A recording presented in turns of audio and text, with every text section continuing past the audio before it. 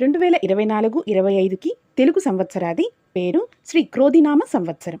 2024వ సంవత్సరంలో తెలుగు సంవత్సరాది అనగా ఉగాది పండుగ ఏ రోజున నిర్వహించుకోవాలి అంటే శ్రీ క్రోధినామ సంవత్సరం ఉత్తరాయణం వసంత ఋతువు చైత్రమాసం శుక్లపక్షం 2024 ఏప్రిల్ 9 మంగళవారం రోజున వచ్చింది. ఈ రోజున తిథి పాడ్యమి రాత్రి 10 గంటల 6 నిమిషాల వరకు ఉన్నది.